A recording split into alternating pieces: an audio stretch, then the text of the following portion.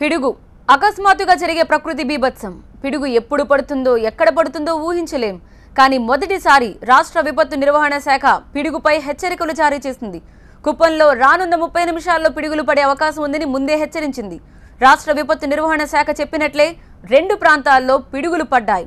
అలాగే పలమనేరు మండలం మొగిలి, కుమాయి గ్రామాల మధ్య మరో పిడుగు పడే అవకాశం ఉందని మరో హెచ్చరిక జారీ చేసింది. రాష్ట్ర విపత్తు నిర్వహణ శాఖ చెప్పినట్టే జరుగుతోంది. పలమనేరు మండలం ప్రజలు అప్రమత్తంగా ఉండాలని సూచించారు. కుప్పం ప్రజలు అప్రమత్తంగా ఉండాలని రాష్ట్ర విపత్తు నిర్వహణ శాఖ హెచ్చరికలు జారీ చేసింది. కాకిమడుగు, కొత్తపల్లి గ్రామాల్లో పిడుగులు పడే అవకాశం ఉందని సూచించింది. ఏ క్షణంలోనైనా పిడుగులు పడతాయని జనం జాగ్రత్తగా ఉండాలని హెచ్చరించింది. అన్నట్టుగానే కాకిమడుగు, కొత్తపల్లి మధ్య 2 పిడుగులు పడ్డాయి. పిడుగుపాటుతో పలు ఇళ్లల్లో టీవీలు కాలిపోయాయి. ఆయా గ్రామాలకు విద్యుత్ సరఫరా నిలిచిపోయింది. కుప్పం మండలంలోని 4 గ్రామాల్లో ఈదురుగాలులతో కూడిన భారీ వర్షం కురుస్తోంది. చిలుమల నిమ్మస్ మేఘాల ప్రభావంతో భారీ వర్షం కురుస్తోంది. గరిగ చిన్నపల్లి, నూలుకుంట, కాకిమడుగు, కొత్తపల్లి గ్రామాల ప్రజలు ఇళ్ల నుంచి బయటకు రావద్దంటూ అధికారులు దండోర వేశారు. భారీ ప్రదేశాలు చెట్ల కింద ఉండరాదని హెచ్చరికలు జారీ చేశారు.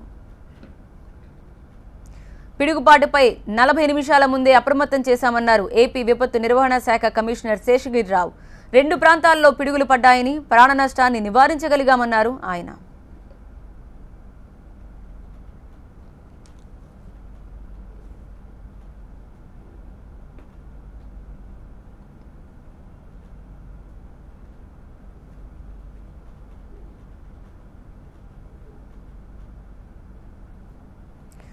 గరిగిచేనపల్లి నుంచి మా ప్రతినిధి రాజు మనకి లైవ్ లో జాయిన్ అవుతున్నారు. రాజు, ఎలాంటి జాగ్రత్తలు తీసుకోమన్నారు? ఒక్కోసారి వాళ్ళు ఖాళీగా ఉండే ప్రదేశాల్లో ఒంటరిగా ఉంటూ ఉంటారు, అప్పుడు కూడా పిడుగు పడే అవకాశం ఉంది. అంటే పిడుగు పడే సమయంలో వారి ప్రాణాలను కాపాడుకోవడానికి ఎలాంటి జాగ్రత్తలు తీసుకోవాలని సూచించారు? నిన్న రాత్రి ఏదైతే రాష్ట్ర విపత్తుల నిర్వహణ శాఖ హెచ్చరించిందో ఆ హెచ్చరికలన్నీ కూడా నిజమైనట్టుగానే స్పష్టమైంది. ఎందుకంటే చిత్తూరు జిల్లాలో 3 ప్రాంతాల్లో అంటే బైరెడ్డిపల్లి, కుప్పము, పలమనేరు ఈ 3 మండలాలతో పాటు రాయలసీమలోని కర్నూలు జిల్లాలో కూడా ఈ రకమైన హెచ్చరికలు జారీ చేసిన పరిస్థితి. అయితే ఏదైతే హెచ్చరిక జారీ చేశారో ఆ హెచ్చరిక అనుగుణంగానే నిన్న రాత్రి ఈ ప్రాంతంలో పిడుగులు పడ్డాయి. మనం ప్రస్తుతము గరికెచేనుపల్లి ఈ ప్రాంతంలో ఉన్నాం. అంటే ఈ ప్రాంతం నుంచే కూడా గరికె చిన్నేపల్లి, కొత్తూరు, కాకిమడుగు ఈ ప్రాంతాల్లోనే పిడుగులు పడినట్లుగా స్పష్టమవుతోంది. అయితే హెచ్చరికలు ఏ విధంగా ఉన్నాయంటే ఎవరూ బయటికి రావద్దు, ఎత్తైన ప్రదేశాల్లో పిడుగులు పడే అవకాశం ఉంది కాబట్టి ఇళ్ల నుంచి ఎట్టి పరిస్థితుల్లోనూ బయటికి రావద్దు, సురక్షిత ప్రాంతాల్లో ప్రజలు తలదాచుకోవాల్సిన అవసరం ఉంది అని దండోరా వేశారు. రెవెన్యూ అధికారులు స్థానిక ప్రజాప్రతినిధులు అప్రమత్తం చేశారు. ఎవరైతే గ్రామ స్థాయిలో ఉన్నటువంటి అధికారులని రాత్రే గ్రామాల్లోకి వచ్చి ప్రజల్లో అప్రమత్తం చేసి అవగాహన కల్పించేందుకు ఆ రకమైన చర్యలు తీశారు. పూర్తిగా ప్రజలు కూడా సహకరించిన పరిస్థితి. మనము కొత్తూరు ఈ ప్రాంతంలో ఉన్నాము. అంటే కొత్తపల్లి ప్రాంతంలో ఉన్నటువంటి ఈ ప్రాంతంలో రాత్రి ఏ రకంగా హెచ్చరికలు జారీ అయ్యాయి, ప్రజలు ఏ విధంగా సహకరించారని మనం మాట్లాడి తెలుసుకుందాం.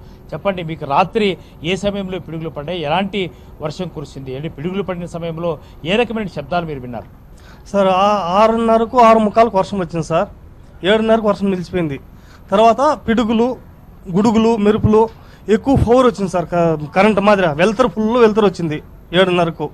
అప్పుడు ఎక్కడెక్కడ పడిందో తెలుసు సార్.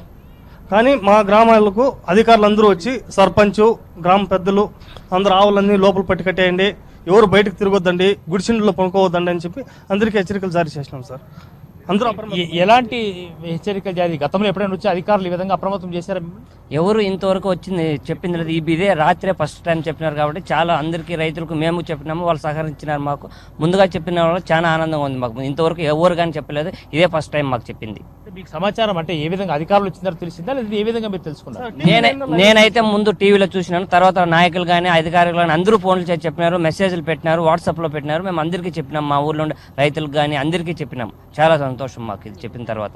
గ్రామ సర్పంచ్ ఉన్నారంటే మీరు ఏ రకమైన దండోరా వేశారు, అధికారులు మిమ్మల్ని ఏ విధంగా అప్రమత్తం చేశారు, చేసిన తర్వాత ప్రజలు మీకు ఏ విధంగా సహకరించారు? సార్ ఫస్ట్ అధికారులు నాకు ఎంఆర్ఓ ఆఫీస్ ఇంకా ఫోన్ చేసినారు సార్.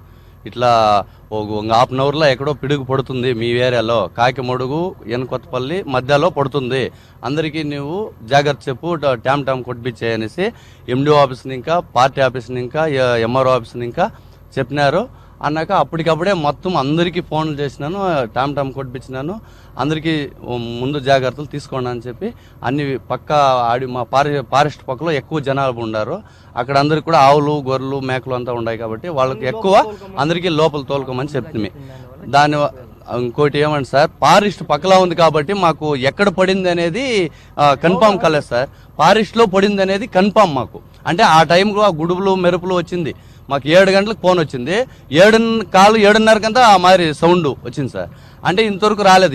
ఇప్పుడు అక్కడక్కడ కరెంటు, టీవీలు కూడా కొన్ని పోయిండాయి, కానీ ఎక్కడో పడింది, కానీ మా ఏ ఊర్లో కానీ ఎక్కడా కానీ పడలేదు. ఒకటి ప్రధానంగా రాత్రి 8 గంటల నుంచి కూడా, అంటే 7 గంటల నుంచి కూడా వాతావరణంలో మార్పులు వచ్చాయి. 7 గంటల నుంచి కూడా 10:30 వరకు కూడా ఇక్కడ ఈ ప్రాంతాల్లో వర్షం కురిసింది. అయితే 8:30 నుంచి కూడా హెచ్చరికలు జారీ అయ్యాయి. రాష్ట్ర విపత్తుల నిర్వహణ శాఖ 3 ప్రాంతాల్లో అంటే అరగంటకు ముందుగానే హెచ్చరించిన నేపథ్యంలో అధికారులతో అప్రమత్తమయ్యారు, స్థానిక ప్రజాప్రతినిధులు అప్రమత్తమయ్యారు. అంటే దండోరా వేయడం ద్వారా ప్రజల్ని సురక్షిత ప్రాంతాలే ఉండాలని చెప్పేసారు. అయితే రాత్రిపూట కాబట్టి పశువుల మేతకు కానీ లేదంటే పశువుల కాపర్లు కానీ ఎవరు కూడా పొలాల్లో లేని నేపథ్యంలో ఎక్కడా కూడా ప్రాణ నష్టం అయితే జరగలేదు. తొలిసారిగా వీరికి మీడియా ద్వారా, TV9 ద్వారా కూడా సమాచారం అందింది. ఆ తర్వాతనే గ్రామస్తులంతా కూడా ఒక్కసారిగా అప్రమత్తమయ్యారు. మరోవైపు అధికారులు కూడా గ్రామాలకు చేరుకొని అప్రమత్తం చేయడం ద్వారా ఒక పెద్ద ప్రమాదం నుంచే తాము గట్టెక్కగలిగాము అనేది మాత్రము స్థానికుల నుంచి వస్తున్నటువంటి వాదన. అయితే అధికారులు అప్రమత్తం చేయడం ఇది తొలిసారిగానే అధికారులు ఈ రకమైన హెచ్చరికలతో గ్రామాలకి వచ్చి సమాచారం అందించారు అని చెప్పేసి గ్రామస్తులు చెప్తున్న పరిస్థితి స్పష్టంగా కనిపిస్తుంది.